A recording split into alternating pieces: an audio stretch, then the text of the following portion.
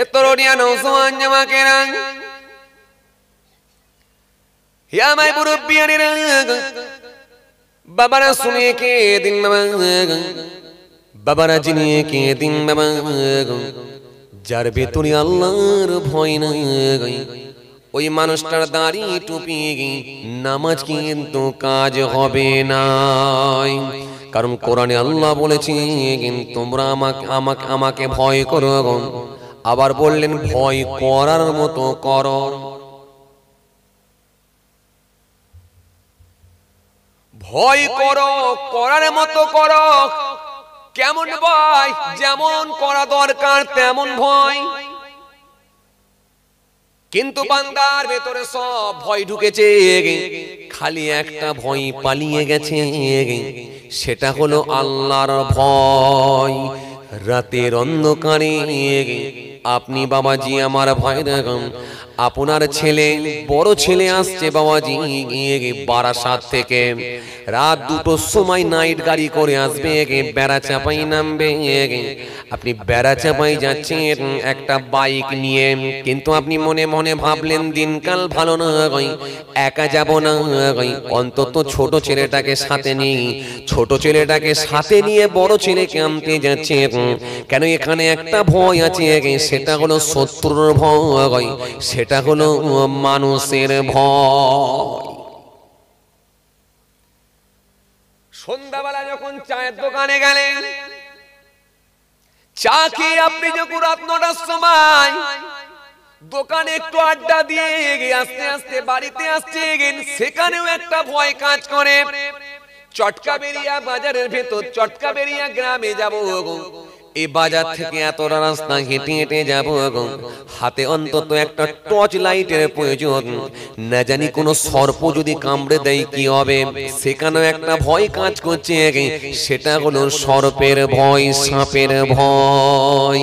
বাবাজি আমার ভয়রা, আপনার বাড়ি থেকে আপনি 3 দিনের জন্য বিয়াই বাড়ি বেড়াতে যাবেন, আপনার বিবিকে নিয়ে যাবেন, আপনার ছোট ছেলেটাকেও নিয়ে যাবেন, আপনার মেয়েটার বিয়ে দিয়েছেন, বিয়াই বাড়িতে যাবেন। সেখানে প্রত্যেকটা গেটেতে আপনি তালা মারছেন, টেনে দেখছেন খুলে যাচ্ছে নাকি দেখে নিলেন। কেন? সেখানেও একটা ভয় কাজ করছে, সেটা হলো চোরের ভয়, ডাকাতের ভয়।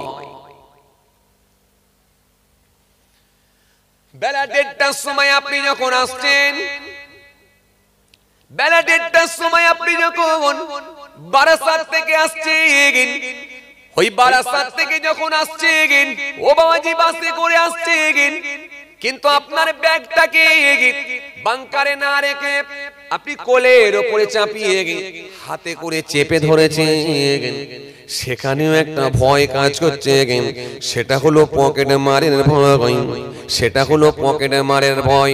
না জানি যদি পকেট মার থাকে, আমার ব্যাগটাকে নিয়ে যদি চলে যায়, মোবাইলও চলে যাবে, ব্যাগের মধ্যে যা টাকা আছে জরুরি কাগজপত্র আছে সব চলে যাবে। সেখানেও একটা ভয় কাজ করছে, সেটা হলো চোরের ভয়। সব ভয় আপনার ভেতরে, কিন্তু খালি একটা ভয় পালিয়ে গেল যখন মাগরিবের ওয়াক্ত হয়ে গেল। বান্দা তুমি চায়ের দোকানে বসে বসে চা খাচ্ছ, কিন্তু মসজিদ থেকে আজান শুরু হয়ে গেল, একবার তোমার ভেতরে আল্লাহর ভয়টা ঢুকলো না। এটা আমার রব ডাকছেন, আল্লাহ ডাক দিয়েছেন, সুতরাং মসজিদে গিয়ে নামাজটা পড়ে নেওয়া দরকার। এই ভয়টা কিন্তু তোমার ভেতরে ঢুকলো না। রমজান মাসে, রোজার মাসে রোজাদাররা রোজা রাখছে, আল্লাহ এটাকে ফরজ করেছেন। তুমি রোজার মাসে চা খেয়ে পান খেয়ে ঘুরে বেড়াচ্ছ, এখানে কিন্তু একটা ভয় ঢুকলো না। এটা হলো রোজার মাস, এটাকে আল্লাহ ফরজ করেছেন, ফরজে আইন। সুতরাং রোজা যদি না রাখতে পারি, এর ক্ষতিপূরণ আমি দিতে পারবো না। আমাকে আল্লাহ সুস্থ রেখেছেন, সতেজ রেখেছেন, চেহারা ঠিক রেখেছেন, রোগ মুক্ত রেখেছেন। সুতরাং রোজার মাসে আমি কি করে রোজাটা ছেড়ে দিই? এখানে কিন্তু তোমার ভেতরে ভয় ঢুকলো না।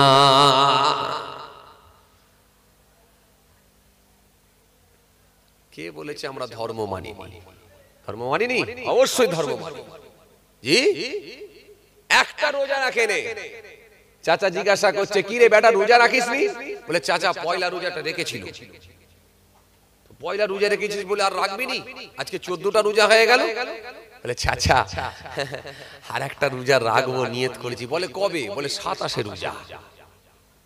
বলে 27টা রাখবি? বলে হ্যাঁ চাচা ওটা রাখবো। ওটা রাখবি? বলে হ্যাঁ রাখবো। তো 27 রোজা রাখবি? এই মাত্র 2টো রোজা?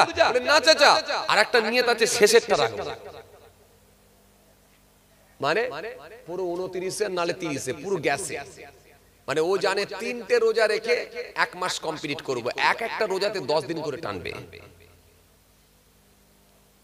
অবস্থা বুঝতে পারছেন? এই হচ্ছে ধর্ম মানা, এই হচ্ছে ধর্ম মানা। আবার ওই ছেলেটাই দেখবেন চাঁদ রাতে এমন লাফালাফি করবে, মাইক নিয়ে, জেনারেটর নিয়ে, প্যান্ডেল করা নিয়ে, ঈদের দিনে ফুল খাটানো নিয়ে এত ব্যস্ত হয়ে পড়বে যেন মনে হচ্ছে 1 মাস নয় 3 মাস রোজা রেখে এসেছে, তাড়াতাড়ি ঈদ পালন করতে যাচ্ছে। অবস্থা খুব খারাপ, খুব খারাপ। এখন তো আমরা বিবেক দিয়ে দেখিনি, আবেগ দিয়ে দেখছি। যখন আমি জিন্সের প্যান্টটা পরছি তখন একবারও ভাবলাম না এই জিন্সের প্যান্টটাকে ছেড়ে দিয়ে অন্তত একটা সাদা পায়জামা পরি, এটা ভাবলাম না। যাক জিন্সের প্যান্ট পরেছি অন্তত গাঁটের ওপরে পরি, সেটাও ভাবলাম না। যাক জিন্সের প্যান্ট পরেছি অন্তত এমন পান পরি যাতে করে ফাটা না হয়। প্যান্টটা পরেছি সেটাও ফাটা, পুরো প্যান্ট ফাটা। জি পুরো প্যান্টটা হলো ছেঁড়া প্যান্ট। কানেতে দিয়েছে দুল, হাতে পড়েছে বালা, কানে পড়েছে দুল। বলে করিনি আমি কোনো ভুল। হাতে একটা বালা পড়েছে, মাথা চুলটাকে ডান দিকে ঘুরিয়েছে, ঘুরিয়ে দিয়ে মোটরসাইকেলে গিয়ে একটা স্টিকারের দোকানে গিয়ে বলছে, ভাই এই স্টিকারে এই সামনের হেডলাইটের উপরে যে গ্লাসটা আছে গ্লাসটার উপরে কেজিএন লিখে দাও তো, খাজা গরিবে নওয়াজ, যাতে করে মোটরসাইকেলটা উল্টে না যায়। কথা বুঝতে পারছেন? তাহলে আসলে ওর যে ফাটা প্যান্টটাকে চেঞ্জ করে এই ছেঁড়া প্যান্টটা ফেলে দিয়ে গোটা প্যান্ট পরা দরকার ছিল, এটা ভাবলো না। কানে দুলটাকে খুলে দিয়ে মানুষ হওয়া দরকার ছিল, এটা ভাবলো না। হাতের বালাটাকে ফেলে দিয়ে রাসূলুল্লাহর সুন্নত মানা দরকার ছিল, এটা ভাবলো না। বরং ও দেখছে যে স্টিকার যদি একটা মেরে দিই খাজা গরিবে নওয়াজ, তাহলে মোটরসাইকেল কিন্তু আর উল্টাবে না। ধর্ম কোন জায়গায় পৌঁছেছে বুঝতে পারছে? এই হচ্ছে ধর্ম মানা। ভাইরা আমার, বন্ধুরা আমার, সাথী মহব্বতের ভাইরা, সব ওয়াজ আপনাদের জানা আছে। আর এমন কোন ওয়াজ নাই যেটা জানা নাই। কি ওয়াজ জানেন না আপনি? নামাজের ওয়াজ, রোজার ওয়াজ, হজ যাকাতের ওয়াজ, দাড়ি টুপির ওয়াজ, সেবার ওয়াজ, ভাতৃত্বের ওয়াজ, আদর্শের ওয়াজ, মনুষ্যত্বের ওয়াজ, ইনসানিয়াতের ওয়াজ, ঐক্যের ওয়াজ, রিলেশনের ওয়াজ, চরিত্রের ওয়াজ, কালচারের ওয়াজ, শিষ্টাচারের ওয়াজ, মা বাপের খেদমতের ওয়াজ, প্রতিবেশীর হকের ওয়াজ, আত্মীয়ের সঙ্গে সুসম্পর্ক বজায় রাখার ওয়াজ, এতিম মিসকিনের পাশে দাঁড়ানোর ওয়াজ, ক্ষুধার্ত ব্যক্তিকে খাবার তুলে দেওয়া, অন্ন তুলে দেওয়ার ওয়াজ, বস্ত্রহীন ব্যক্তিকে বস্ত্র তুলে দেওয়ার ওয়াজ, এতিম মিসকিনের সঙ্গে ভালো ব্যবহার করার ওয়াজ, দাস দাসীদের সঙ্গে ভালো ব্যবহার করার ওয়াজ। এমন কোন ওয়াজ নাই যেটা আপনার জানা নাই। সব জানা, খালি দরকার হচ্ছে মানা। মানতে পারলে আপনি গেনার হবেন, মানতে পারলেই আপনি সাকসেসফুল হবেন, আর না মানতে পারলেই আপনি ধ্বংস হবেন। আমরা জানি এটা না মনে করে ফেলি যে যা খুশি তাই করব, বুড়ো বয়সে দাড়ি রেখে আর পা পর্যন্ত জুব্বা পড়লি গেনার হব, এটা যেন মনে না করে ফেলি। কোরআন আপনাকে শিখিয়েছে সব মানতে হবে। ওয়াবুদুল্লাহ ওয়া লা তুশরিকু বিহি শাইয়্যা ওয়া বিল ওয়ালিদাইনি ইহসান ওয়া বিযিল কুরবা ওয়াল ইয়াতামাল মাসাকিন ওয়াল জারিজিল কুরবা ওয়াল জারিল জুনুব ওয়াস সাহিব বিল জানবি ওয়া ইবনিস সাবিল ওয়া মা মালাকাত আইমানুকুম ইন্নাল্লাহা ইউহিব্বু মান কানা মুখতালান ফখুরা।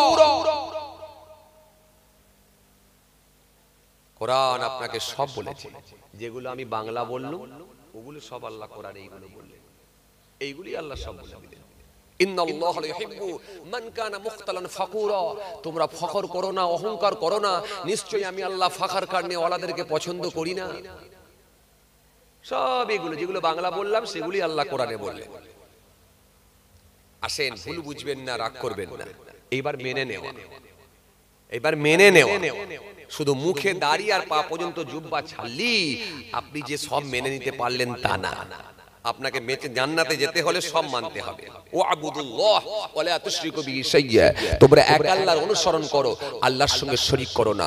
ওয়াবিল ওয়ালিদাইনি ইহসান, তোমাদের মাতা পিতা যারা হায়াতে আছে মা বাবার সঙ্গে তোমরা ভালো আচরণ করো, ভালো ব্যবহার করো। তোমার মায়ের মুখে হাসি ফুটিয়ে দাও, ফুটিয়ে দাও। ও যুবক ছেলে, তোমার মায়ের মুখে হাসি ফুটিয়ে দাও। পারবেন? পারি আমরা এগুলো? না, এগুলো পারি না। শাশুড়ি আম্মাকে দাওয়াত করেছেন, কত রকমের খাবার খাওয়াচ্ছেন, আপত্তি নেই, আপনি আপনার পয়সায় খাওয়াচ্ছেন, তো সমস্যা কোথায়? বাজার থেকে বেড়াচাপা বাজার থেকে কিনে নিয়ে এসেছেন, চিকেন কিনে নিয়ে এসেছেন, বিফ কিনে নিয়ে এসেছেন, বাড়িতে চিকেন বিরিয়ানি রান্না করেছেন, মগজ ভাজা করেছেন, ডিম ভাজা করেছেন, সালাদ করেছেন, আন্ডা করেছেন, কত রকমের খাবার আইটেম করেছেন, দস্তরখানা বিছিয়ে দিয়ে শাশুড়ি আম্মাকে খেতে দিয়েছেন। কিন্তু আপনার ছোট ভাইয়ের বাড়িতে যে আপনার মা বসে আছে, এটা কি একবারও ভেবেছেন যে মাটাকে ডেকে দিয়েছে ওই দস্তরখানাতে বসানো দরকার আছে? কারণ মা যদি জানতে পারে তার অন্তরটা ফেটে যাবে, কলিজাটা ফেটে যাবে, মনে মনে ভাববে যে মা ছেলেটাকে আমি বড় করে কার হাতে তুলে দিলাম, সে ছেলেটা আমার বেকার হয়ে গেল, এটা ভাববে? এটা তো ভাবেননি। এটা ভেবেছেন? এটা ভাবেননি। জি, আপনি আপনার শাশুড়িকে কত রকমের খাবার খাওয়ালেন, আপত্তি নেই, খাওয়ান খাওয়ান খাওয়ান, আপনি আপনার পয়সায় খাওয়াবেন, তো আমার কি? কারণ এক শাশুড়িয়া শুনতে পেলে আবার রাগ হবে, বলবে হুজুর মনে হয় খাওয়াতে বারণ করছে। না, খাওয়ান, খান, আমি মানা করিনি, কিন্তু আমি এটুকু বলবো, আপনি যখন আপনার শাশুড়িকে খাওয়াচ্ছেন, দস্তরখানায় বসিয়ে যখন খাওয়াচ্ছেন, 14 রকমের আইটেম করেছেন, আলহামদুলিল্লাহ, ভালো জিনিস করেন, কিন্তু আপনার মাটা যে ছোট ভাইয়ের ঘরেতে আছে, একটু ডেকে নিয়ে এসে বসান। কেন? ওই মা যদি জানতে পেরে যায় যে বড় ছেলের শাশুড়ি এসে কত রকমের আইটেম করে বড় ছেলে খাইয়ে দিল, আমাকে একবার ডাকলো না, মায়ের অন্তরে একটা দুঃখ লেগে যাবে, কষ্ট লেগে যাবে। এই মা যদি একবার বদদুয়া করে দেয়, আল্লাহর কাছে চোখের পানি ছেড়ে ফেলে দেয়, মনে রেখে দিও পৃথিবীর জমিনে আর ওই বদদুয়াটাকে আটকাবার মতো ক্ষমতা কারোর নাই। রাসূল বলেছেন, দাওয়াতিল মাজলুম, দাওয়াতিল মুসাফির ও দাওয়াতিল ওয়ালিদ আলা ওয়ালাদিহি। আল্লাহর নবী বলেছেন, 3 শ্রেণীর মানুষের জবানে দোয়া কবুল হবে। এক নম্বর হলো মাজলুম ব্যক্তির জবানে দোয়া কবুল হবে, মুসাফিরের জবানে মুসাফিরের জবানে দোয়া কবুল হবে, আর ছেলে মেয়ের জন্য তার পিতামাতার দোয়া, আব্বা মায়ের দোয়াটাও আল্লাহর দরবারে কবুল হয়ে যাবে। একটু জোরে বলতে পারেন না? আমি অনেকক্ষণ ধরে বসতে বলেছি, ও সব দাঁড়ানো প্লেয়ার, দাঁড়ানো প্লেয়ার। আপনারা বসবেন, তাহলে আগাতে বলবো। কমিটি ভাইরা পেরেশান হয়ে যাচ্ছে, একটু বসাবে বলে আপনাদেরকে। আপনারা যদি বসেন, তাহলে আমি লোকজনকে একটু আগিয়ে আসতে বলবো। বসবেন আপনারা? হ্যাঁ, বসেন বসেন বসেন বসেন বসেন। জি, আপনাদের এখানে ছেলেরা তবু তো বসতে পারে, আবার আমি সেই এই নদিয়ার দিকে, আবার সেই বনগার দিকে জলসাই গেলে ওই দিকে ছেলেরা আবার বসতে পারে। কথা বুঝতে পারছেন? মানে এমন জিন্সের প্যান্ট পরে হাঁটু মুড়ে বসা যায় না, ইচ্ছা আছে বসবো কিন্তু বসতে পারে না। আবার যে পায়ে বুটটা পরে, ওটা খুলতে গেলে 45 মিনিট টাইম লাগবে। এরা উঁচু বুট খুলতে গেলে 45 মিনিট, আর লাগাতে গেলে 42 মিনিট। ওদিকে নিয়ম আছে, আবার উঁচু বুট না পড়লে আবার শ্বশুর বলবে দামি জামাই নয়। খুব বিপদ ভাই, কথা বুঝতে পারছেন? দামি জামাই হতে গিয়ে বিপদ। আসেন, তবু তো ছেলেরা জিন্সের প্যান্ট পরে থাকলেও বুঝতে পারে। আসেন, মাশাআল্লাহ। তো যাই হোক, আলহামদুলিল্লাহ, অনেক ছেলেরা এখন পরিবর্তনের জায়গায় আসছে, বললে হবে না, আলহামদুলিল্লাহ। এই যে সোশ্যাল মিডিয়া এসব তুলে তুলে ছাড়ছে না, দিন রাত কানের কাছে যখন ওয়াজ বাজছে, আস্তে আস্তে পরিবর্তনের জায়গায় আসছে। আর মাঝে মাঝে আল্লাহ ধাক্কা দিয়ে দেখাচ্ছে, পরিবর্তনের জায়গায় আসছে। যাক, যে কথা বলছিলাম, আসেন, এই মায়ের মনটাকে কি খুশি করতে পারবেন আপনি? আসেন, যদি মা একবার আপনার মুখের দিকে তাকিয়ে একবার হেসে দেয়, রাসূল বলেছেন একটা কবুল করা হজের সওয়াব আল্লাহ দিয়ে দেবেন।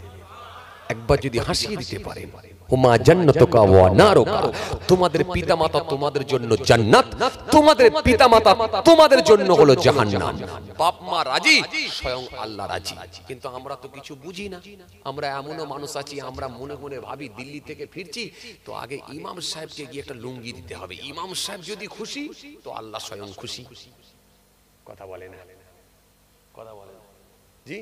আর না হলে আমার মতো হুজুরকে দেখতে পেয়ে গেছে, ব্যাস হুজুরের বাড়িতে আগে গিয়ে ফল টল নিয়ে গিয়ে একটা লুঙ্গি লিজে হাজির, হুজুর আপনাকে একটু খুশি করতে এসেছি, সর্বপ্রথম হায়দ্রাবাদ থেকে এসে আপনার সঙ্গে দেখা করলাম হুজুর। কেন হুজুর খুশি মানে আল্লাহ খুশি না, খুশি যদি তোমার মা হয়ে যায় আল্লাহ খুশি হয়ে যাবে, তোমার বাপ খুশি হয়ে যায় আল্লাহ খুশি হবে। কিন্তু আমরা তো বুঝি না, আমরা আসল জায়গায় নেই। খালি মাকে যাবার সময় বলছে, মা তোমাকে না বিরাট ভালোবাসি মা, জানো ওফ তোমাকে এত ভালোবাসি না, যদি বুকটা চিরে দেখাই না, তুমি যদি দেখাতে বলো বুকটা চিরে দেখাতে পারি তোমাকে কতটা ভালোবাসি। মা বললো তাই নাকি? বলে হ্যাঁ। ছেলেটা যখন প্যান্ট শার্ট পরে বেড়া চাপায় বেরিয়ে যাচ্ছে, মা তখন বলছে, খোকা এই তোর আব্বা দুপুরবেলা এসে ভাত খাবে, খেতে পাবে না, তুই এক কাজ কর দিকিনি, এই সামনে কি বলে হামাদামা বাজারে গিয়ে একটু 250 গ্রাম সরষের তেল এনে দিদি কিনি। তখন ছেলেটা একটু মাথা চুলকে বলছে, তুমি না যখন তখন কাজ বলো। আসলে কি মাকে ভালোবাসা হলো না? ভালোবাসতে হবে, মায়ের কাছ থেকে দোয়া নিতে হবে, মা কি চাইছে সেটা বুঝতে হবে। যান দোয়া নিয়ে নেন, দোয়া নিয়ে নেন। মাঘ মাসের ঠান্ডায় মা যে ঘরটাতে শুয়ে আছে, ঠান্ডা ঘরে মা যে ঘরটাতে শুয়ে আছে, মাঘ মাসের ঠান্ডা যে ঘরটাতে মা শুয়ে আছে, রাত 11:30টার সময় ওই ঘরটার মধ্যে একবার যান, গিয়ে মাকে বলছেন, মা ঘুমিয়ে পড়েছো, মা ঘুমিয়ে পড়েছো। তখন মা একটু মুচকি হেসে বলছে, চোখটা বার করে বলছে, না বেটা ঘুমাইনি এখনো ঘুম আসেনি। তখন মাকে বলছেন, মা তোমাকে কি ঠান্ডা লাগছে নাকি? বলে বেটা ঠান্ডা তেমন লাগেনি। যখন বলছে তেমন লাগেনি, তখন আপনাকে বুঝে নিতে হবে তার মানে মাকে ঠান্ডা লাগছে। কোন দিক দিয়ে ঠান্ডা ঢুকতে পারে? এদিক ওদিক তাকালেন, জানালার দিকে তাকিয়ে দেখলেন যে জানালাটা ঠিকই আছে, এই স্লাইডের যে কাঁচগুলো সব ঠিকই আছে, কিন্তু নিচের দিকে দেখা যাচ্ছে এই পোটিংটা খারাপ হয়ে গেছে, নষ্ট হয়ে গেছে, এই মনে হয় এটা দিয়ে হাওয়া ঢুকছে। বলে সঙ্গে সঙ্গে কি করলেন, বাড়ি থেকে একটা ছেঁড়া লুঙ্গি ছেঁড়া নিয়ে এসে ওই ছিদ্রগুলোতে আপনি আস্তে আস্তে দিয়ে বন্ধ করে দিলেন, দিয়ে বলে, মা ঠিক আছে আমি একটু জানালার ছিদ্রগুলো বন্ধ করে দিয়েছি, মনে হয় এবার একটু হাওয়া কম ঢুকবে। মাকে আর কিছু না বলে চলে গেলেন। পরদিন রাত 1:30, পরদিন দিনের বেলা এই বারাচাপা বাজারে গিয়ে একটা 1600 টাকা দিয়ে কাশ্মীরি কম্বল নিয়ে এলেন, পুরো নরম কম্বল, হাত দিলেই জান ঠান্ডা হয়ে যায়, এই রকম একটা কম্বল নিয়ে এসে কিচ্ছু না বলে রাত 11:30টার সময় মা যে রুমেতে ঘুমিয়ে আছে ওই রুমেতে গিয়ে কম্বলটাকে কাঁধে করে নিয়ে গিয়ে, মা ঘুমিয়ে গেছো? মা সেই সময় চোখটা একটু বের করে মুচকি হেসে বলছে, না বেটা ঘুমাইনি এখনো। মা আজকে আর ঠান্ডা লাগবে না, দেখো তোমার জন্য একটা দামি কম্বল নিয়ে এসেছি। পা থেকে মাথা পর্যন্ত দামি কম্বলটাকে ঢাকা দিয়ে দিলেন, দিয়ে বলে, মা আর ঠান্ডা লাগবে না, এই যে কম্বল গায়ে দিয়েছি মাথা থেকে পা পর্যন্ত ঢেকে দিয়ে ঘুমাও, গায়ে দিয়ে দিলাম, আর কোনো চিন্তা নাই, তুমি পুরো চিন্তা মুক্ত, আরামসে ঘুমাও, সকালে আমাকে বলবে। বিশ্বাস করেন এই কথা বলে দিয়ে যখন আপনি বাইরে চলে যাবেন, আল্লাহর কসম আপনার মা যতক্ষণ জাগ্রত অবস্থায় থাকবে, যতক্ষণ সজাগ থাকবে, যতক্ষণ জেগে থাকবে, ওই কম্বলের উপরে হাতখানা বুলিয়ে অন্তর থেকে আপনার জন্য, ছেলের জন্য দোয়া করেই যাবে। দোয়া নিতে হয়, দোয়া করতে বলতে হবে না, দোয়া নিয়ে নিতে হবে। মা যখন শুয়ে আছে বিছানায়, আপনি আস্তে আস্তে যান, কিচ্ছু না বলে মায়ের পাটা একটু টিপে দেন, মায়ের পাটা একটু টিপে দেন, আঙুলগুলো আস্তে আস্তে একটু টেনে দেন, একটু টিপে দেন, অটোমেটিকলি মায়ের দেখবেন ঘুমটা ভেঙে যাবে। একবার তাকিয়ে বেটা, তখন বলবে, হ্যাঁ আমি আপনাকে দোয়া নিয়ে করবি মা, এটা বলতে হবে না, মা দোয়া করবে এটা বলতে হবে না, মায়ের জবান থেকে নয় ভিতর থেকে অটোমেটিকলি দোয়া বেরিয়ে আসবে। দোয়া নিতে হবে, এই দোয়া আপনাকে নিয়ে নিতে হবে। হে তরুণিয়া নওজওয়ান জামাকেরা, হে আমার মুরব্বিয়ানেরা, বাবারা শুনে কে দিন বাবা, বাবারা চিনে কে দিন বাবা। এরপরে আমার আল্লাহ কি বললেন, সুন্দর করে বললেন, ওয়াবিল ওয়ালিদাইনি হিসাব ওয়াবিযিল কুরবা ওয়াল ইয়াতামাল মাসাকিন। এরপরে আমার আল্লাহ বললেন, তোমাদের আত্মীয় যারা আত্মীয় যারা আছে, আত্মীয়দের সঙ্গে তোমরা সুসম্পর্ক বজায় রাখো, আত্মীয়দের সঙ্গে তোমরা ভালো আচরণ করো। ওয়াল ইয়াতামাল মাসাকিন, এতিম মিসকিনদের সঙ্গে তোমরা ভালো আচরণ করো। তোমার বাড়ির পাশে যে একজন এতিম এতিম আছে, বাপ নাই, ওই ছেলেটার বাপটা 6 মাস আগে মারা গেছে। ওই ছেলেটা বাচ্চা ছেলে, 8 বছর বয়স, 8 বছরের বাচ্চা 6 মাস আগে বাপকে হারিয়ে ফেলেছে। আজকে ঈদের দিন তোমার বড় ছেলেকে তুমি 4000 টাকা দামি জামা কিনে দিয়েছো, তোমার ছোট ছেলেকে তুমি 3200 টাকা দিয়ে জামা কিনে দিয়েছো, তোমার স্ত্রীকে তুমি দামি কোম্পানি শাড়ি কিনে দিয়েছো, সব কিনে দিয়েছো, কিন্তু মনে রেখে দিও, জেনে রেখে দিও, তোমার পাশে যে এতিম বাচ্চাটা পড়ে আছে, বাপ নাই, ঝরঝর করে ঈদের দিনে কাঁদছে আর বলছে, আল্লাহ আজকে যদি আমার বাপ থাকতো আমাকেও নতুন জামা কিনে দিত, আমাকেও হাতটা ধরে নিয়ে ঈদের মাঠে নিয়ে যেত। এই যে ঝরঝর করে কাঁদছে, তার বাড়িতে তুমি একবার খবর নিলে না।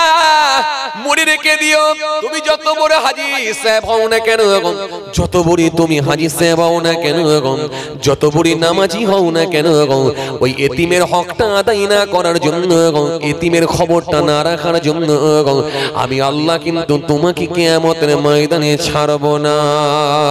এজন্য কোরআন স্পষ্ট ঘোষণা দিয়েছে, আরাইতাল্লাযী ইউকাযযিবু বিদ্দীন ফাযালিকাল্লাযী ইয়াদউল ইয়াতীম ওয়ালা ইয়াহুদ্দু আলা তুআমিল মিসকিন ফাওয়াইলুল লিল মুসাল্লিন আল্লাযীনা হুম আন সালাতিহিম সাহুন আল্লাযীনা হুম ইরাউনা ওয়া ইয়ামনাউনাল মাউন।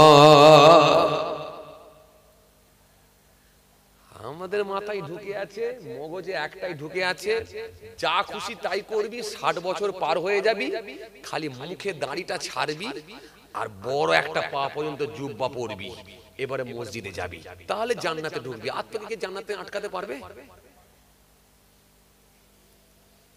সিপিএম এর আমলে মেম্বার ছিল, সেও পা পর্যন্ত জুব্বা পরে মসজিদে যাচ্ছে। কথা মনে বুঝতে পারেন? বুঝতে পারছি? সিপিএম এর আমলে মেম্বার ছিল, সেও পা পর্যন্ত জুব্বা পরে, সেও 62 বছর বয়সে মসজিদে ঢুকছে। এত বড় দাড়ি রেখেছে, পা পর্যন্ত জুব্বা পরে মসজিদে ঢুকছে, আর লোকে বলছে আর কি মারবি, ও তো আল্লাহর হয়ে গেছে। কথা মনে বুঝতে পারেন? জি জি। যদি তার পুরানো খাতা একবার খোলা হয়, কত লোকের খড়ের গাদায় আগুন লাগিয়েছে, কত লোকের বাড়ি ভেঙেছে, কোনো হিসাব নাই, গোটা খাতা তার ভর্তি হয়ে যাবে। তৃণমূলের আমলে তোলাবাজি করে বেরিয়েছে, লোকের দোকানে ঝাঁপ বন্ধ করে তালা মেরে দিয়েছে, ও 62 বছর বয়সে সাদা দাড়ি রেখে বড় জুব্বা পরে মসজিদে ঢুকছে। লোকে বলছে আর কি মারবি, ও তো আল্লাহর হয়ে গেছে। কথা মনে বুঝতে পারে? একটা মারও ফাঁকে পড়বে না, যা মার সব পিটে, মারের কোনো ব্রেক থাকবে না। ব্রেক ফেল গাড়ি কোনোদিন দেখেছেন আপনারা? ব্রেক ফেল গাড়ি কোনোদিন চেপেছেন? বলেন আপনারা চেপেছেন? আরে কথা বলেন, চেপেছেন? ওই যে ব্রেক ফেল গাড়ি কোনোদিন চেপেছেন? চেপেছেন? চাপেন কেন? চাপলে কোথায় বলেন দিন? কবরস্থান কোথায়? হ্যাঁ, খোদার বাগান।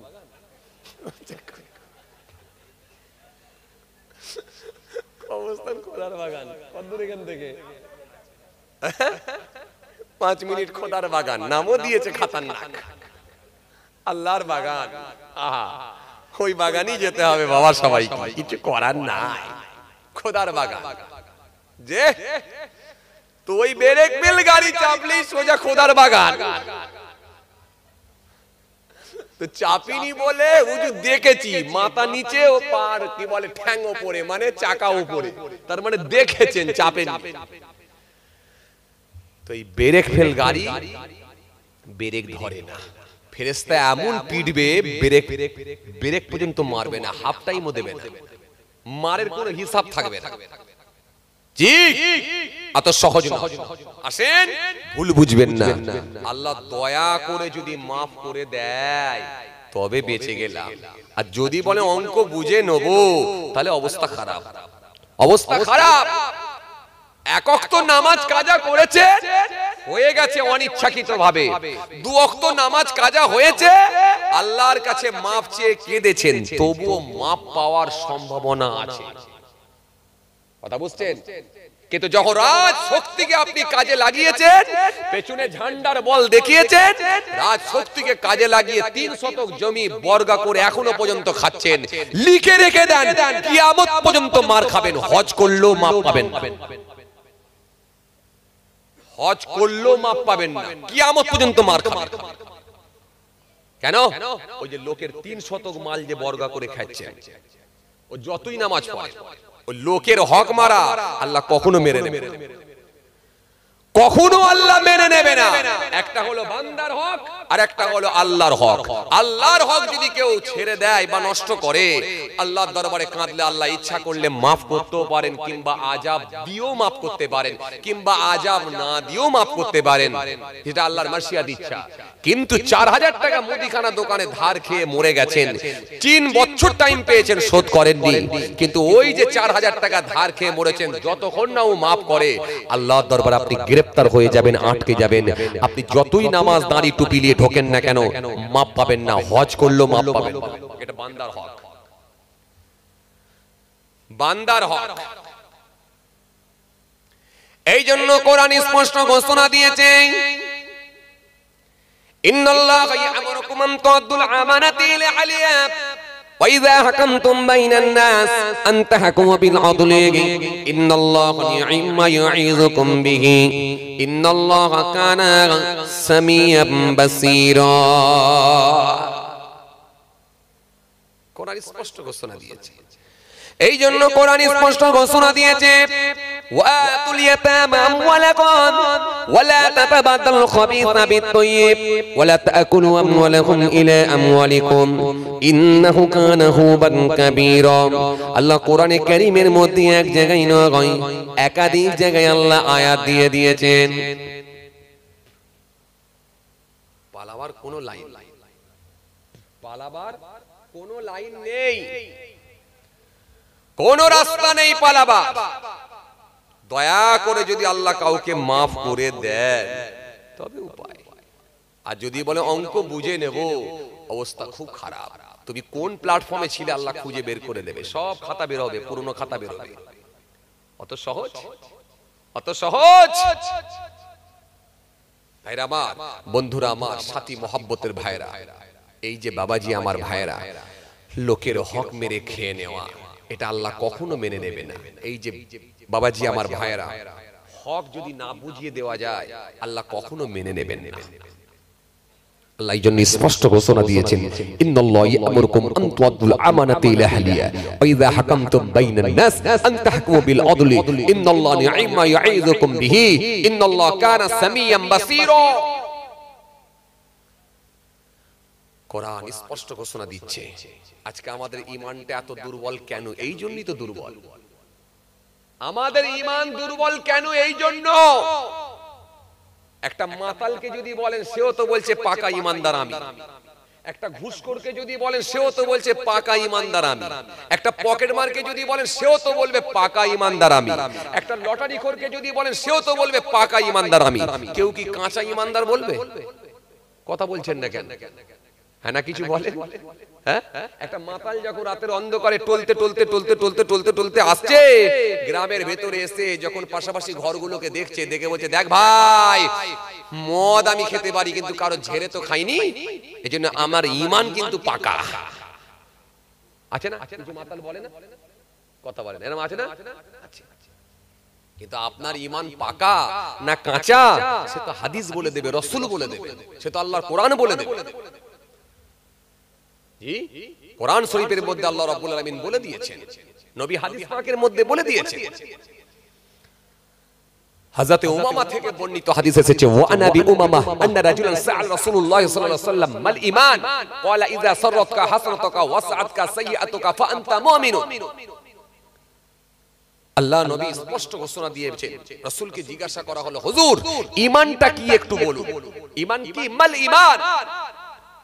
নবী বললেন, যখন তুমি কোনো ভালো কাজ করবে, এই ভালো কাজে তোমার মধ্যে আলাদা একটা মজা আসবে, আলাদা একটা অনুভূতি আসবে, আলাদা একটা তৃপ্তি আসবে, আলাদা একটা তোমার মধ্যে অনুভূতি আসবে, যেটাই তোমার অন্তরটা ঠান্ডা হয়ে যাবে। জোরে বলবেন না? আরো জোরে বলবেন না? এইবার আপনাদেরকে আমি একটুখানি বুঝিয়ে দিই। যখন আপনি বাসে করে আসছেন, বাসে করে এসে আপনি যখন বেড়া চাপা মোড়ে নিয়েছেন, তখন ঘড়ির কাঁটাই হলো বেলা 1:20।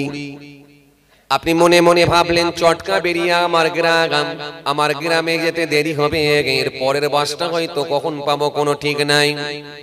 সুতরাং বেড়া চাপাই যখন মসজিদ আছে, এই মসজিদে গিয়ে অন্তত নামাজটা পড়ে নি। এই কথা মনে করে যখন আপনি পাবলিক টয়লেটে গেলেন একটু ইস্তিনজা করবেন বলে, ইস্তিনজা করার পরে যখন আপনি ওযু করতে যাচ্ছেন, কিন্তু হঠাৎ করে আপনার সন্দেহ এসে গেল, মনে হয় যেন আমার কাপড়টা নষ্ট হয়ে গেছে, খারাপ হয়ে গেছে, কাপড়টা যেন নাপাক হয়ে গেছে বলে মনে হয়।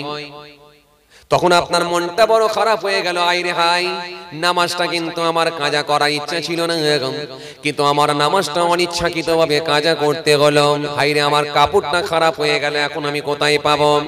এই যে মনের দিক দিয়ে ব্যতীত হবে, এটা হলো মুমিনের লক্ষণ। আর যখন আপনি বেড়াচাপা বাজারে বসে আছেন, বেড়াচাপা বাজারেতে আপনি বাবাজি আমার ভাইরা ফলের দোকান চালাচ্ছেন, কিংবা বেড়াচাপা দোকানে বাজারেতে আপনি স্টেশনারি দোকান চালাচ্ছেন, কিন্তু মসজিদে যখন আজান হয়ে গেল, কিন্তু মনটা একবারও চাইলো না আমার নামাজটা কাজা হয়ে যাচ্ছে, যাই আমি নামাজটা একবার পড়ে আসি, দোকানে ঝাঁপটা বন্ধ করে দিই। রুজির মালিক তো আল্লাহ, হয়তো যদি একটা খদ্দের আসতো, যদি আমাকে না পায় হয়তো পালিয়ে যাবে, চলে যাবে, আল্লাহ উবালায় আমাকে বেশি দিয়ে দেবে। কিন্তু যদি আমি না যাই, আমার আল্লাহ যদি আমাকে অসুস্থ করে দেয়, তাহলে আমি কি আর এইরকম দোকান খুলে বসতে পারবো? এই কথা মনে করে আপনি যখন নিজের দোকানে ঝাঁপটা বন্ধ করে দিয়ে আপনি ওই বেড়াচাপা বাজারে গিয়ে মসজিদে গিয়ে নামাজটা আদায় করে নিলেন, তখন আদায় করে নেওয়ার পরে আপনার মধ্যে আলাদা একটা মজা আসলো, যাক নামাজটা পড়ে নিয়েছি মানে একটু টেনশন মুক্ত হলাম, যাক আল্লাহর হুকুমটা তো ইনশাআল্লাহ পালন হয়ে গেল। এটা হচ্ছে মুমিনের লক্ষণ। আর ইচ্ছাকৃতভাবে যদি করেন, তাহলে কিন্তু কোনো কাজ হবে না, কোনো কাজ নাই। ইচ্ছাকৃতভাবে আপনি গেলেন না, বসে বসে কাজা করে দিলেন, আসলে কিন্তু এটা মুমিনের লক্ষণ নয়। মুমিন সব সময় ভালো কাজগুলো আগে করার চেষ্টা করবে।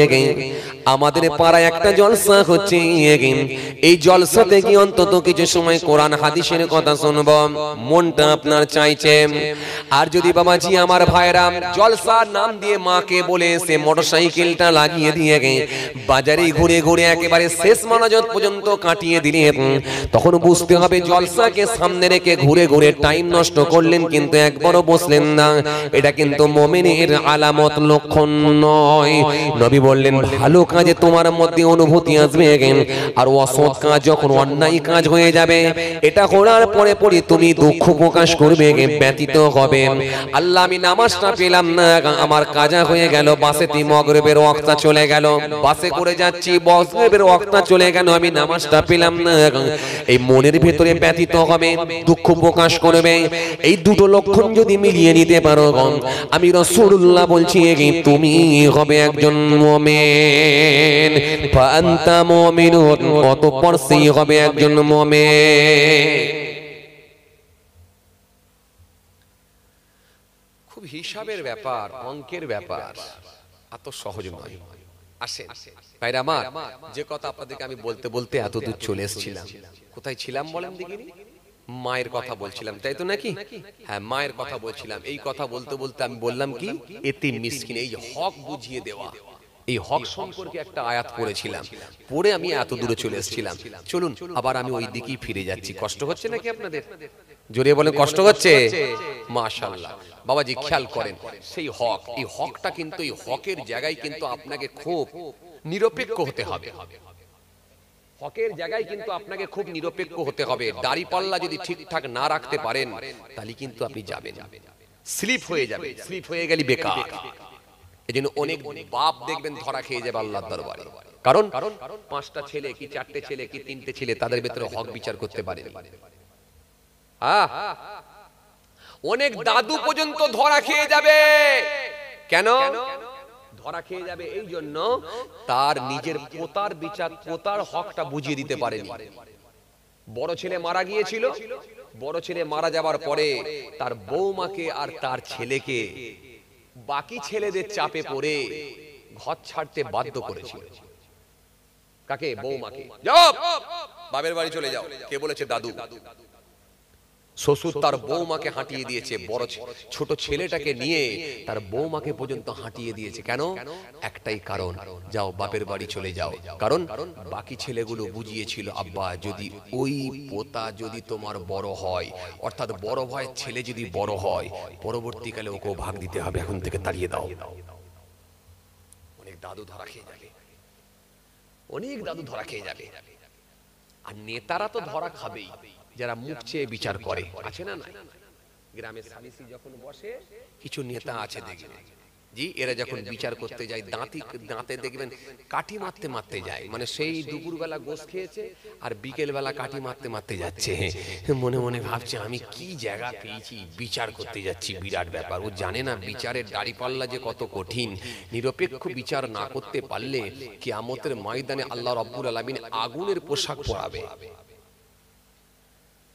কত কঠিন জিনিস যে ও জানে না, ও জানে না কত কঠিন জায়গা আছে না। আমাদের সমাজে কিছু নেতা সালিসি বসেছে, বিচার করতে যাচ্ছে, দাঁতে কাঠি মারতে মারতে যাচ্ছে। মানে সে দুপুরকারের গোশ বিকেল 5:30টার সময় বের করতে করতে যাচ্ছে। কি মজা লাগছে, লোকের অমুকের বিচার করতে যাব। আছে না কিছু লোক? কথা বলছেন না কেন? আছে, বিচার করতে যায়। আবার বিচার করতে গেলে দেখেন মুখ চেয়ে বিচার করে, আগে দেখে লাই কার বিচার করছি, ওটা আমার দলের কেউ নাকি। আর দলের যদি হয়ে যায় তাহলে আলাদা বিচার হয়ে যাবে। আর পেছন থেকে সকালবেলা যদি কিছু মালকুড়ি দিয়ে সাইজ করে রাখতে পারেন তাহলে আবার আলাদা বিচার হয়ে যাবে।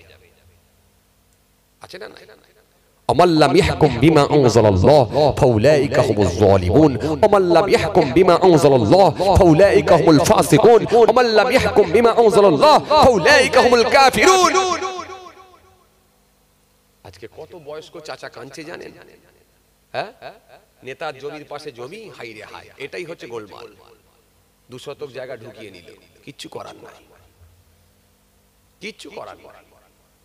নেতার ঘরের পাশে ঘর, রাজনীতি করে, যখন পিলার মারছে দেখা যাচ্ছে চাচার জায়গায় চেপে 3 হাত চেপে বাঁচছে। কোথায় যাবে? পঞ্চায়েতে, তার কথাই চলবে। কোথায় যাবে? কোর্টে, তার কথা চলবে। কোথায় যাবে? থানায়, তার কথাই চলবে। একটা ফোনেতে সব কাজ হবে। আপনি করবেন কি? সমাজের এরকম ঘটনা ঘটছে কি ঘটে? কথা বলেন। এই জন্য আমাদের সমাজে কিছু মানুষ আছে দেখবেন, এরা বিচার করায় অভ্যস্ত, এরা হলো সমাজের নেতা। যা কথা বলে দেখবেন সব বলে মিথ্যা। এরা হলো সমাজের নেতা, যা কথা বলে দেখবেন সব বলে মিথ্যা। এরা হলো সমাজের নেতা। এদের চেহারা ভালো, ড্রেস ভালো, গলার আওয়াজ ভালো, মানুষকে দেয় প্রতিশ্রুতি, কাছে গিয়ে দেখবেন লোকগুলো নয় খাঁটি। এরা মানুষকে দেয় প্রতিশ্রুতি, আমানতের খেয়ানত করে, অঙ্গীকার করলে ভঙ্গ করে, আর কথাই কথাই মিথ্যা বলে। এরাই হলো সমাজের নেতা। আছে না? কথা বলে আছে, এই লোক আছে, এত সহজ আছে। জি, হযরত দাউদ আলাইহিস সালামের নাম আপনারা শুনেছেন বাবাজি? একটু কথা বলছেন না কেন? জোরে বলেন, শুনেছেন না? হযরত দাউদ আলাইহিস সালাম নবী ছিলেন না রাসূল ছিলেন বাবা? জোরে বলেন, নবী ছিলেন না রাসূল ছিলেন? আমার সামনের ভাই কিন্তু একাই মোটামুটি উত্তর দিচ্ছে। আপনারা একটু বলেন, নবী ছিলেন না রাসূল ছিলেন? হ্যাঁ, এত মানুষ উত্তর দেন না কেন? তারা সবাই ঘুমিয়ে পড়েছেন নাকি? সব জেগে আছে তো? কোথা বললে তুমি? খোদার বাগান নাকি? ওটা কি কারোর লোকের নাম নাকি? ও আচ্ছা, ও আল্লাহর রাস্তা ছেড়ে দিয়েছে বলে, আচ্ছা আল্লাহর বাগান করে দিয়েছে। ও ঠিকই আছে, যাক মাশাআল্লাহ। যে তো আপনারা সব জেগে আছেন তো? তাহলে একবার তাকবীর দেন, নারে তাকবীর। নেবেলা রোজা ছিলেন নাকি? সব খাওয়া দাওয়া হয়েছে তো মাশাআল্লাহ? ঠিক আছে, একটু জোর করে দেন নারে তাকবীর। এখন আমরা কেমন হয়ে গেছি জানেন? গোয়ালের গরু বোঝেন আপনারা? গোয়াল ঘরের গরু বোঝেন? এই গোয়াল ঘরের গরুর মতো আমরা আছি। কথা মনে বুঝতে পারেন না আপনারা? যতদিন না তুলে নিয়ে যাচ্ছে আমরা ভাবছি খুব আরামই আছি। কথা মনে বুঝতে পারেন না? বুঝতে পারছেন? সারা বিশ্বের দিকে তাকিয়ে দেখেন কি হচ্ছে, ফিলিস্তিনের দিকে তাকিয়ে দেখেন কি হচ্ছে, সবাই জবাই হয়ে যাচ্ছে। আসামের দিকে তাকান কি হচ্ছে, উত্তরপ্রদেশের দিকে তাকান কি হচ্ছে। আমরা এখনো পর্যন্ত চাষবাস ভালোই আছে, কারবার ভালোই চলছে, আমরা বলছি ঠিকই আছে। গোয়াল ঘর থেকে যাকে তুলে নিয়ে যাচ্ছে না, সেই গরুটাই খালি বুঝলো যে আমার আর মনে হয় এবার আমাকে নিয়ে যায়। আর যার পাশ থেকে নিয়ে গেল তার মুখে ঘাস দিয়ে দিয়েছে, খড় দিয়ে দিয়েছে, ও ভালোই খাচ্ছে, বরং ও ভাগ মাত্র আমি এখন একা খাচ্ছি। কথা বলেন না কেন? সেই দশা আমাদের হয়েছে। অবস্থা খুব খারাপ, অবস্থা খুব খারাপ। এখনো সময় আছে, যদি লাইনে এসে যাও, একমাত্র আল্লাহর সাহায্য ছাড়া দ্বিতীয় কোনো রাস্তা নাই। ভাইরা, আজকে ফিলিস্তিনের মুসলমানরা কিন্তু যে অবস্থা, যে পরীক্ষায় আজকে তারা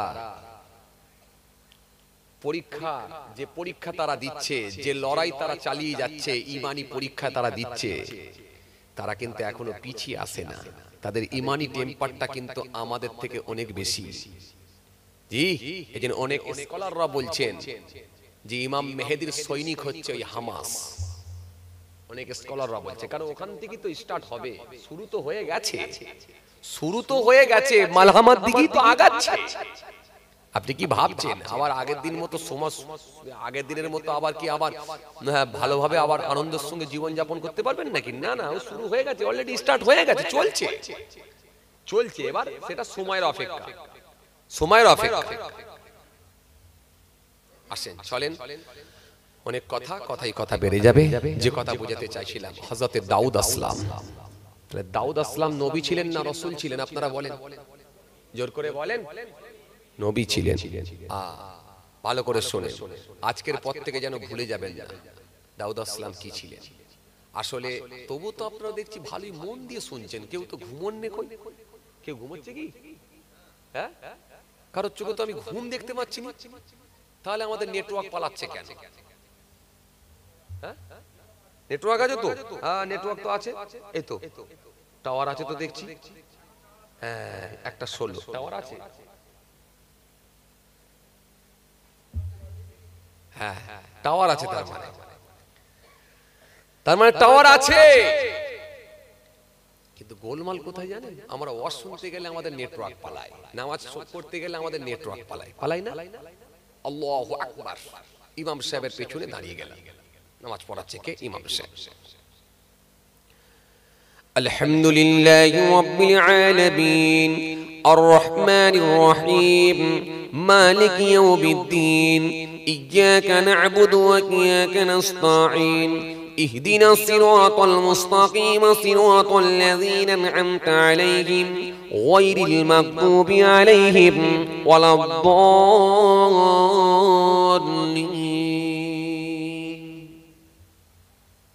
ইমাম সাহেব নামাজ পড়াচ্ছে আর আমরা পেছনে দাঁড়িয়ে আছি, আমাদের নেটওয়ার্ক পালিয়ে গেছে। আল্লাহু আকবার বলে দাঁড়িয়ে আছি, কিন্তু মাগরিবের ওয়াক্ত। ছোট ছেলেটাকে সেই হামাদামা বাজারে বসিয়ে দিয়ে এলাম চায়ের দোকানে। কি করবে কি জানি, ফ্ল্যাক্সো থেকে চা ঢেলে খরিদ্দার ছাড়তে পারবে নাকি না তার নিজের পায়ে নিজেই ফেলে দেবে, কি হবে কি জানি। আবার মাথাটা একটু চুলকে দিচ্ছি, মন চলে যায় না? কথা বলছেন না কেন? যাই তো। আবার মাঝে মাঝে সেই দুপুরবেলা নামাজ পড়তে গিয়ে সেই জমিতে ধান কাটার কথা ছিল, মুনিশ এখনো এলোনি, কি হবে কি জানি, চলে গেল। মানে এই যে নেটওয়ার্ক পালাচ্ছে। আবার মাঝে মাঝে ছেলেটা আপনার দিল্লিতে আছে, তখন আবার আসরের নামাজ পড়তে গিয়ে, এই আসরের সময় আমি নামাজ পড়লাম, খেয়ে এবার টিফিন করবো, ছেলেটা আমার টিফিন করছে নাকি না কারখানাতে আছে, কি করছে কি জানি, চলে গেল। এই নেটওয়ার্ক পালায়, এই চলে যাই বলি গোলমাল। এই ধ্যানটা আমাদের এইদিকে থাকে না। এই জন্য আবার কিছু বুড়ো লোক আছে যেই দেখবে কি বলে 3 টাকাতে সালাম ফিরিয়ে দিয়েছে, দিয়ে মাথা চুলকে বলে সর্বনাশ করেছি, 3 টাকাতে মেরে দিয়েছি, যা কি হবে, আবার ফের ঘুরিয়ে ফের নামাজ। জি, আর যারা একটু পাকাপোক্ত লোক তারা তো জানে যে আল্লাহ তো ব্যবস্থা করে দিয়েছে, জানে যে আমাদের নেটওয়ার্ক পালাবে। জি, এ তো 3 রাকাত হলো না 4 রাকাত হলো, কি হলো? লাস্টে যখন দেখছে গোলমাল হয়ে গেছে তো একটা সওয়াসিজদা মেরে দে, যাকে যাক জায়েজ হয়ে যাক। কেন? যে এই নেটওয়ার্ক আমাদের মাঝে মাঝে পালায়, কথা বুঝতে পারছেন? জি, ইমাম সাহেব আল্লাহু আকবার বলে নামাজ পড়িয়ে দিয়েছে, আর পেছনে এক মুসল্লি সে ডান দিক বাঁ দিক সালাম ফেরাবার পরে বলছে, হুজুর আপনি তো 3 রাকাতে সালাম ফিরিয়ে দিলেন। বলি বলো কি 3 রাকাতে সালাম ফিরিয়েছি? পাশে আরেকটা মুসল্লি ছিল, তাকে বলে, ভাই খালেক ভাই তুমি কি বলো, 3 রাকাতে সালাম ফেরালাম না 4 রাকাতই সালাম ফেরালাম? যেহেতু জোহরের নামাজ পড়াচ্ছি, 4 রাকাতই সালাম ফেরালাম না 3 রাকাতে? তখন খালেক ভাই একটু মুচকি হেসে বলছেন, না হুজুর আপনি তো 4 রাকাতই সালাম ফিরিয়েছেন। তখন আরেকজন যে ছিল সে প্রথমে সে বলছে, না হুজুর 3 রাকাতই ফিরিয়েছেন। চাপ বাবা, ইয়ে বোঝে 4 রাকাত, ও বোঝে 3 রাকাত। ইমাম সাহেব তো নিজেই কনফিউজের মধ্যে পড়ে গেছে, মাথাটা চুলকে নিয়ে বলছে, দাঁড়াও। আরেকজন মুসল্লি আছে, তাকে বলছে, আচ্ছা তুমি কি বলো সত্তার ভাই, আমি 3 রাকাতে সালাম ফেরালাম না 4 রাকাতে ফেরালাম? তখন সত্তার ভাই একটু মাথাটা চুলকে নিয়ে, কানটা চুলকে নিয়ে বলছে, না হুজুর আপনি 4 রাকাতই ফিরিয়েছেন। তখন ইমাম সাহেব বলছে, কি ব্যাপার, এরা দুজন বলছে 4 রাকাতে আর তুমি বলছো 3 রাকাতে? তখন এই লোকটা টিপ ধরে বলছে, না হুজুর আমি জানি আপনি একবারে 100% 3 রাকাতই সালাম ফিরিয়েছেন। তখন বলছে, দেখো এরা দুজন বলছে 4 রাকাতে ফিরিয়েছি আর তুমি বলছো 3 রাকাতে ফিরিয়েছি, তোমার এত কনফিডেন্স কি করে হলো? তোমার এত কনফিডেন্স কি করে হলো যে 3 রাকাতে আমি ফিরিয়েছি, 3 রাকাতে আমি সালাম ফিরিয়েছি বলছো, আর এরা তো দুজনে 4 রাকাত বলছে? তখন বলছে, হুজুর বলবো? বলে হ্যাঁ। বলে আর বলো না। বলবো হুজুর? বলে হ্যাঁ বলো। বলে আর বলবেন না হুজুর? হুজুর হাজুর শোনেন তাহলে আপনাকে বলি তাহলে শোনেন। বলে কি? বলে হুজুর আমার না একটা দোকানে না 4টে তালা আছে হুজুর, জানেন? এই তালাগুলো আমি প্রথম রাকাতে যখন 1 রাকাত হয় তখন ওই তালাটা মেরেছি নাকি খেয়াল করি, দ্বিতীয় রাকাতে যখন আরেক রাকাত হয় ওই তালাটা মেরেছি নাকি খেয়াল করি, তৃতীয় রাকাতে যখন আরেক রাকাত হয় ওই তালাটা মেরেছি নাকি খেয়াল করি। তো আজকে দেখেছি যে 3টে তালা মারার পরেই দেখেছি আপনি সালাম ফেরালেন। ওই ভাবছি তাহলে সালাম ফিরিয়ে দিয়েছি। কথা বুঝতে পারছেন? তার মানে ও থাকে এখানে বেটা, ও নেটওয়ার্ক পালায়। একদম ঠিক। এই জন্য আপনাদের বলছি কি, নেটওয়ার্ক না পালায়, নেটওয়ার্ক পালালে বিপদ। এই জন্য যেখানে থাকবেন মন সেখানেই থাকবে। কথা বুঝতে পারছেন না? আর ওই জন্য আমি অন্যান্য জায়গায় গেলেও বলেও দিই, বাবা ঘুমোনো লোক থাকবে না। আরে যদি ঘুমোতেই আসো তো বাড়িতে গিয়ে বালিশ দিয়ে শুয়ে পড়ো, এখানে কেন বসে থাকবে? কি শুধু কষ্ট দিয়ে শরীরকে লাভ নাই। এই জন্য ঘুমানো লোককে আমি পছন্দ করি না। যতক্ষণ থাকবে সজাগ, বলবে একটু চলবে আলহামদুলিল্লাহ, আর যদি ছোট্ট করে একটা রেড সিগন্যাল মেরে দাও তাহলে ইন্নালিল্লাহ। সব সিগন্যাল তো আমার হাতে। চালালি গ্রিন সিগন্যাল, হ্যাঁ বললি গ্রিন সিগন্যাল, আর না হলি রেড সিগন্যাল। এই তো ব্যাপার। চলেন, কষ্ট হচ্ছে আপনাদের? জোরে বলেন মাশাআল্লাহ। তাহলে একবার তাকবীর দেন, নারে তাকবীর। আর একটু জোরে দেন, নারে তাকবীর। আরো আওয়াজ দেন, নারে তাকবীর। মাশাআল্লাহ মাশাআল্লাহ। ভাইরা আমার আসেন, আজকে কিন্তু আপনারা এক জায়গা থেকে বেঁচে গেছেন। কি বলেন দেখি? আমি প্রথমে ভাইকে জিজ্ঞেস করলাম যে ভাই এই পয়সা উঠবে নাকি? এই ভাইকে জিজ্ঞেস করে নিয়েছি আমি যে পয়সা তোলা কেস আছে নাকি। কথা বুঝতে পারছেন? তাহলে মানে আপনারাও চিন্তা মুক্ত, আমিও চিন্তা মুক্ত। কেন পয়সা তুলতে গেলে ভাই যে তোলে সেও বোঝে আর যে দেবে সেও জানে কি যন্ত্রণা রে ভাই। টাকা লোক দিতে চায় না। আর আমি এসে দেখলাম যে এত সুন্দর বেশ এই টাইটানিক জাহাজের মতো কাটামো করে সেই ডিজাইনের প্যান্ডেল, তার মানে টাকা মনে ভালোই তুলতে হবে মনে হচ্ছে। জায়গা আমরাও বেঁচে গেলেন, আমিও বেঁচে গেছি ভাই। কথা বুঝতে পারছেন? আসেন চলেন, যে কথা বুঝাতে চাইছিলাম এইবারে ধ্যান দেন। আসেন আসল জায়গায় যাই, ফিরে যাই যেখান থেকে ছেড়েলাম। বিচারের কথা বলছিলাম, হযরতে দাউদ আলাইহিস সালামের নাম বলছিলাম না? হ্যাঁ, তিনি নবী ছিলেন না রসুল ছিলেন? মনে রাখবেন, আপনারা বলছেন নবী ছিলেন, হ্যাঁ নবী ছিলেন ঠিকই, কিন্তু মনে রাখবেন তিনি হলেন রসুল ছিলেন। রসুল, রসুল আর নবীর মধ্যে একটা তফাৎ আছে। কি তফাৎ জানেন? যিনার উপরে আল্লাহ কিতাব দিয়েছেন, আসমানি কিতাব, যিনার উপরে আল্লাহ আসমানি কিতাব দিয়েছেন, তিনি হলেন রসুল। যিনি রসুল তিনি অবশ্যই নবী, কিন্তু যিনি নবী তিনি রসুল নাও হতে পারে। তারপর দাউদ আসলামের উপরে একটা কিতাব এসেছিল, কোন কিতাব? জোরে বলেন। জব্বুর কিতাব। কারেক্ট আনসার, মাশাআল্লাহ। আচ্ছা, তাওরাত কিতাব কার উপর এসেছিল?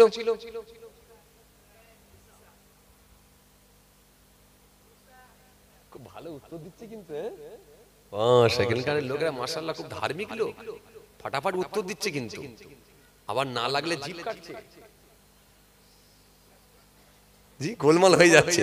হ্যাঁ, একটু কনফিউজ, হ্যাঁ একদম খুব মানে কমন, তো এটা ঠিক করতে পারছে না যে কোনটা হবে। একদমই ঠিক, জি আসলে তাওরাত কিতাব কার উপরে? মুসা আলাইহিস সালামের উপরে, একদম ঠিক। জি চলেন আসেন, তাহলে দাউদ আসলামের উপরে একটা আসমানি কিতাব এসেছিল, সেই কিতাবটা হলো জবুর কিতাব। এইজন্য তিনি হলেন রাসূল। যেহেতু কিতাব এসেছে আসমানি কিতাব, তার কিতাব এসেছে মানে তিনি হলেন রাসূল। যিনি রাসূল তিনি অবশ্যই নবী, যিনি রাসূল তিনি অবশ্যই নবী, কিন্তু যিনি নবী তিনি রাসূল নাও হতে পারেন। যেমন বনি ইসরাইল গোত্রের কাছে আল্লাহ রাব্বুল আলামিন একজন রাসূল এবং নবী পাঠিয়েছিলেন, তিনি কে? তিনি হলেন হযরতে মূসা কালিমুল্লাহ। এই মূসা আসলামকে হেল্প করার জন্য গুনে গুনে গুনে গুনে আরো 70টা নবী পাঠিয়েছিলেন। তাহলে মূসা আসলাম ছিলেন কিন্তু নবী এবং রাসূল। এই মূসা আসলামের তাওরাতের বাণী প্রচার প্রসারের জন্য আরো 70টা নবী আল্লাহ পাঠিয়েছিলেন। 70 জন নবী এসেছিল। এমনকি তিনার ভাই হযরতে হারুন আলাইহিস সালাম, আপনারা নাম শুনেছেন, তিনিও ছিলেন নবী কিন্তু রাসূল না। কিন্তু রাসূল ছিলেন কে? মূসা কালিমুল্লাহ। কারণ তিনার উপর একটা কিতাব এসেছিল, কোন কিতাব? তাওরাত কিতাব। একদম ঠিক, এই তাওরাত কিতাব এসেছিল। এই তিনাকে হেল্প করার জন্য, সহযোগিতা করার জন্য আরো 70টা নবী এসেছিল। আসেন, যে কথা বুঝাতে চাইছিলাম, তাহলে দাউদ আসলামকে আল্লাহ নবী এবং রাসূল করেছিলেন। তিনার ছেলে হযরত সুলাইমান আলাইহিস সালাম, তিনাকে আল্লাহ নবী করেছিলেন কিন্তু রাসূল না। কথা বুঝে আসছে? এই নবী আর রাসূলের মধ্যে তফাৎ। আসমানি কিতাব যার উপর এসেছে তিনি নবী রাসূল, কিন্তু যার উপর আসমানি কিতাব আসেনি তিনি শুধু নবী, রাসূল না। হে তরুণিয়ানো,